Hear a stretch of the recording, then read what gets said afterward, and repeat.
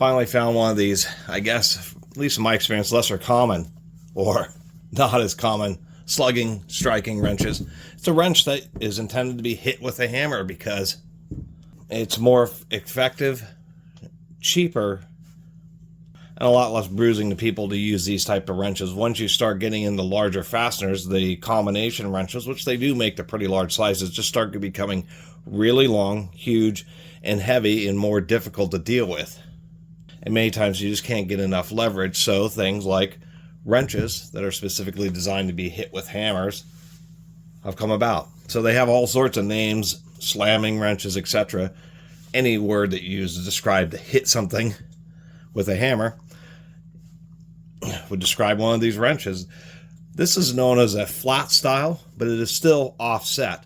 And there's three general styles of these wrenches. There's ones that are totally straight, which have this kind of stubby club end. There are ones that are just like this with the club end, known as flat style, because of the obviousness of the handle being flat compared to heavy offset ones. And for some reason on these heavier offset ones, they have a really big striking area, and I'm just not exactly sure. I did some research, and it's actually hard to kind of decipher exactly why the ones that have a high degree of offset have such a bigger striking area than these flat style.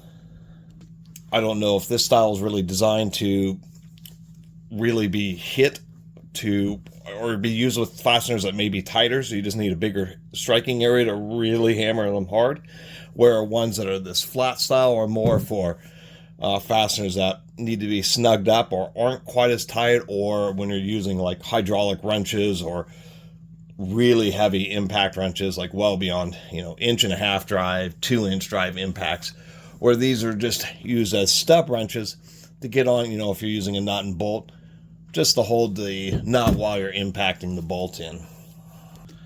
And I also believe this flat style is just a little bit shorter of a handle versus these heavily offset ones, because this is a 2 3/8, 2 3/16, even a little bit smaller,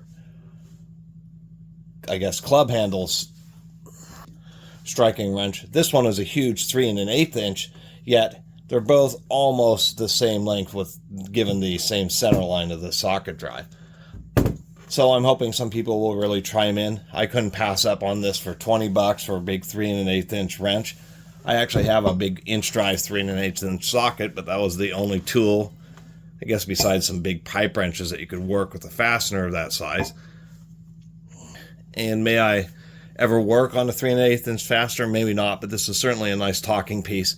Certainly is just a giant box end wrench. And since I already have a socket, at least to have a wrench that's the same size, this helps complete tooling. And that's how I always build out large tooling. It's one piece at a time.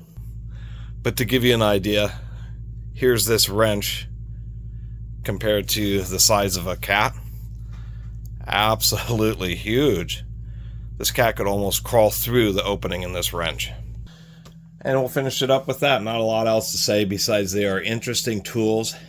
And ones like this, they actually make these also quite small.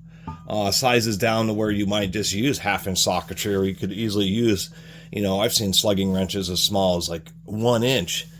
And it's just for situations where that's just the best option. Just because regular wrenches get too huge and you still can't apply enough torque. One other thing I was going to mention, which I find interesting about slugging wrenches when I was digging into them deeper, this happens to be a Armstrong, where this is a Proto. One, this doesn't stand for United States Navy, even though I thought it was a government wrench. Proto, just the part number is USN, so USN 350 would be designating this 3 1/8 inch wrench. But the fact that you can get these in 64ths, I was looking at ones, if you want one that's a 15, a 3 and 15/64, so you can get them in very precise sizing so they fit really tight. And of course, the danger with using these is you got to get them on the fastener. Not very often are these actually used alone. Usually it's a 2-person job. You put this over the fastener, and one person puts their foot or a piece of wood just to keep the wrench from bouncing off the fastener. and to provide them some distance while somebody else uses a big 20-pound sledgehammer and wails away at the end.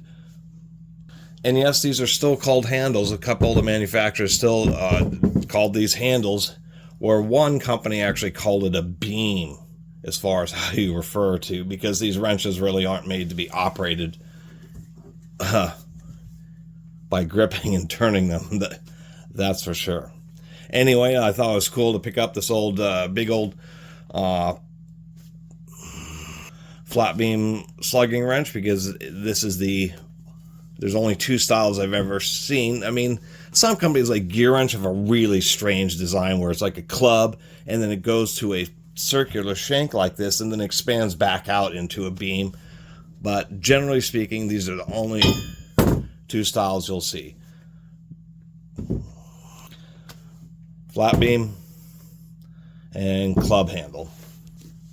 And the reason that these are so common is probably because there's a lot of situations where you're using these wrenches where you just need this extra clearance, and that's why I've seen so many more of this style. But they're not, they're just a little bit more difficult to use, because when you're hammering them, they have, since this offset here means that it kind of wants to rock when you're hitting against it, and so that's why they make different styles straight and a slight offset and even a greater offset, which is something they don't do on, like, you know, smaller combination offset wrenches, is just because that's how much it means when you're dealing with the kind of forces and the fact that you're actually using a big sledgehammer to hit on a wrench. They do want to pop off and fly around, and these things definitely are dangerous. They're a big piece of steel. So you always buy the one that's going to be exactly what you need. Anyway, thanks for watching. See you next time.